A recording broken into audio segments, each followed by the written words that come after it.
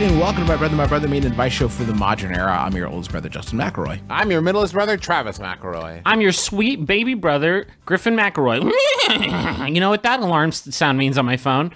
It's pony time. It's pony time, everybody. Welcome to the pony time segment of My Brother, and Me. This is the first time that we've properly called it that, although if you think about it, we've done pony time maybe 700 times. In the 303 episodes we've done this show. Pony Time's a special time of year where we talk about all the exciting horse races and the winners and just like what's new, what's happening in the whole pony industry. Obviously, the Kentucky Derby, which is what I call it. It's like a fun little pet name for it, has happened. And then, of course, the Preakness wrapped up last week. And then I like to call it the Freakness. Okay. Because I'm really excited about it. I get really freaked out. Yeah. And then, of course, I think the Churchill Downs, I said, of course, but I don't actually know. I think the Churchill Downs are today.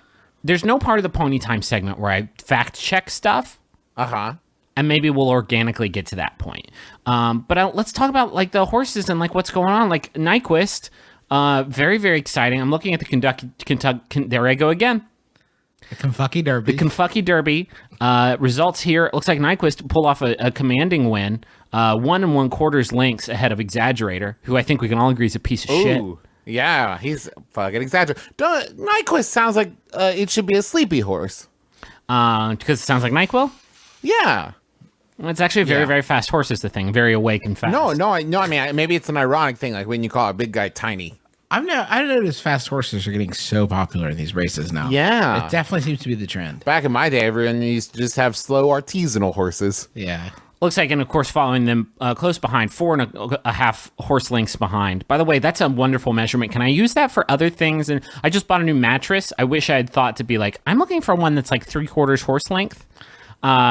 It's pretty. It's kind of fun if you think about the fact that like those people also know about feet. Yeah. Like they all know about it. They know what they are. It's definitely some like cubit shit, right? Where it's just like, oh, it's the length of my arm. Like, well, what about his arm? Oh, it's the length of his arm too. Oh, okay. Some disappointing finishes in the Kentucky Derby, like Gunrunner, Mohayman, sudden breaking news, Brody's Cause. Brody's Cause is probably the best horse name I've ever heard. Brody's Cause is more woven necklaces for everyone.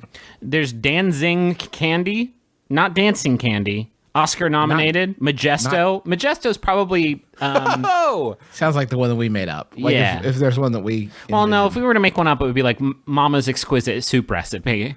That's true. Majesto horse. sounds like the horse couldn't decide between being a racer and being a magician. And let me just hop over to the Preakness results, see if Nyquist is still on that Triple Crown run, and no, that piece of shit Exaggerator snuck in like a thief in the night.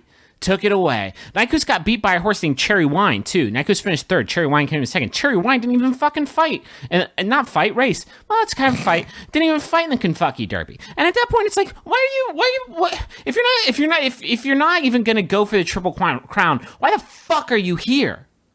I got the single crown. Go the fuck up. I won a race and I kept the horse from getting the Triple Crown. Good job. You're a fucking troll at this point. Like, let him approach glory. Wait, Griffin, in your opinion, what's better? A Triple Crown earned or a Triple Crown given? Both are better than a Triple Crown stolen, which is what Cherry Wine did. And it's technically what Exaggerator did. Exaggerator, you lost the first race, dog. It's time to fucking get out of the race because you're not going to win the Triple Crown. Are you suggesting that if any horse that wins... if a horse wins the first one, any horse that beats that horse after that is just like... a usurper to the 3rd crown. Being a real dick. To the 3 crowns. In a crown blocker? Some disappointing finishes in the Preakness I'd like to go down, like Uncle Lino, Fellowship, Awesome Speed. All very good. That's painful, isn't it? To name a horse Awesome Speed and have it not finish? Yeah. In the top, like 3? Fucking dude finished 9th. It's okay, Speed. We've revised the horse's name in light of recent events. That was just called disappointment. I do want to talk about there were 2 very disappointing finishes in the Preakness, and those were the 2 horses that were destroyed because they died. They died during the Preakness. There were 2 horses. At least one of them destroyed itself, right? Both were destroyed, and I don't want to joke about it too much because it's very, very, very sad. Again, that verb is not. The verb is joyous. But the act, it's triumphant, I would say. Like, yeah. But like the thing it describes is very, very sad. But that's kind of a weird. a weird ending to a sports event. Like, how was the Broncos game? Well, they lost, and Peyton Manning died. During it. How was it? How was it? Oh, it was okay. Tony Romo, he fucking died. He threw so hard that his body ripped in half. He threw so hard, his heart just stopped, and he died literally right there on the 50. And then his team fucking lost, couldn't even win one for the Romo. He died. I know that they pay really close attention to like, the genetics of a horse before they breed them. Yeah. Do you think that question comes up? Like, so will it be fast? Yeah. Very fast. So Will it fast. be like a beautiful chestnut brown color? Oh, fuck yeah, dude. Don't worry about it. Definitely. Definitely. Is there any chance of it just like racing really, like, you know how it's going to run really fast? Any chance of it dying because of the speed at which it runs? I bet that the answer to that question is always this. Well, there's always a chance. I mean, God could just take it. You know what I mean? That's what it is. God watched the horses ran too fast and beautiful, and God's like, not on the ground anymore. Time to race amongst the clouds. You're pulling my chariot now. Yeah. Now, the saddest part is one of the horses that died, broke its leg, very, very sad, was destroyed. It was Promedia, 4-year-old filly, died on the track, very, very sad. The other one, and this is even sadder, just died after winning a race, just like trotting on back to the stall, died just instantly standing up. That horse's name was Homeboy Chris. Can we please, like, that's... Can we not spare the ones with the most beautiful names? Is that not... I just want to say it is a tragedy that Homeboy Chris fell in the line of duty. It's sad when any horse dies. Yes, but Homeboy Chris did win, which adds a little bit of an epic spin to, like, you win your race and then, like, back in your stall, you know, you close your eyes. Like that, there's a little bit of, like, beauty to that. John Henry kind of Yeah, beat right? the steam engine, and then I've seen a lot of controversy. There's been a lot. I've been following all the horse bloids, and there's been a lot of controversy that the Pimlico race course where the Preakness is hosted had a muddy track situation. That might be why Nyquist didn't perform as well as everybody was expecting, but it also might be why 2 of the athletes died. How have you done the turf? Tell me about the choices you made while making the turf. They were apparently pretty bad choices because 2 of the athletes died. I also read at one point that the problem might be that, like, the horse, at least one of them, already had a bunch of injuries and they just drugged it up real good so it could race good. Like, who's in charge of this shit? Is there not somebody who's going, wait, what did you do? Oh, hold on. Yeah, wait, what did you do? Get the fuck out. What's the other horse besides Homeboy Chris? It doesn't matter. Yeah, I just need a name. Promedia? Do you think there's a part, like, as sad as it is to lose Homeboy Chris, and I'm still torn up about it, nobody else. If Promedia is watching from Beyond the Beyond, there's got to be a little bit of relief on Promedia's part. Like, oh, thank God. I did not want to be the only horse that died at this thing, because that would be a hot topic. And now, like, 2 die, it's like, maybe not our fault. Yeah, and at least now Promedia has the comfort of being, like, forever, like, a statistic. Like, well, there's one Preakness, 2 horses, same day. Like that. Yeah. Doesn't that? This has got to be the worst Preakness, right?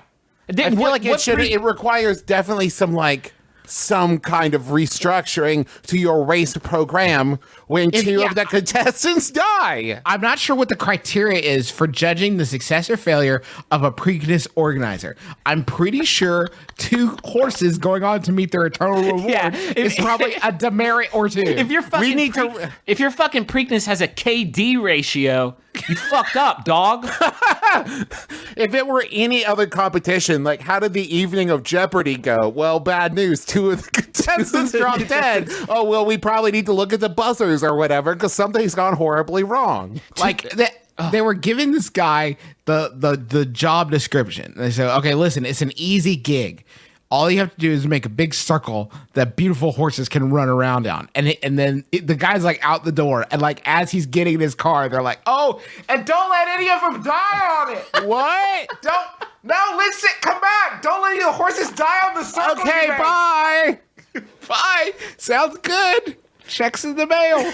It's the exciting thing. I put a bunch of holes in there. Goodbye. It's an exciting thing about horse racing, though, right? Because there can only be one winner. and there can only be one Triple Crown winner, and sometimes there's lots of 0 Triple Crown winners, and the rest of the horses are losers. But then below that is a whole nother strata of like super losers. I super lost the Preakness. I lost the Preakness, arguably the most one can lose at any endeavor. Now listen, I hope that nobody gets the wrong impression that thinks we think it's funny when horses die. No, it's the saddest thing ever. If you were watching, that would fuck you up if you were watching that. No way. No, I can't imagine. And we are respectful of it. Like I think I personally purchased the meat of him with Chris. No, come on. To share with my family. No. Friends and family. No. No. Well, dude, somebody should eat them. Don't you think? Yeah. Like very Dothraki, right? It is. I mean, like, not the other horses. That seems weird. That's messed up. But maybe homeboy Chris was the stallion that will mount the world or whatever, and needs to be consumed by a Somebody should child. consume them. I can't. Child. It's been a long time since I read it. Listen, let's get to the advice. We wasted fucking 10 minutes talking about that. Talked a long time. That's what happens about when you get us going on horses. Can we stop killing horses? Can we please just stop? Can we rein that in maybe a little bit? Side note, when the one that broke its leg, it threw its rider and broke his collarbone. Let's look at this whole thing again, huh? Yeah, if you're going to be take it back to the start. If you're going to be humanist pieces of shit about all this, then fine, there is a human cost, one collarbone. Now, of course, when that person broke their collarbone, I don't think anybody walked up to them and swiftly executed them. I don't think whoever was riding that pony was destroyed as well. I think they can still, like, use their other arm to eat a hot dog, which they probably did later that day, because more is expected of them than just riding a horse. There's a more sort of cohesive human experience there beyond the track, and we didn't afford that opportunity to homeboy Chris. If anyone's listening and your horse breaks a leg and you're like, well, I'll take care of it. I will adopt that horse. I'll fix that horse. I will Seabiscuit the shit out of that horse. Just call me. Okay. Okay.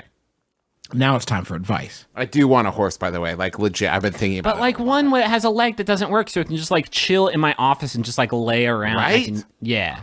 I got a significant couch in here. Yeah. Mm-hmm. All right.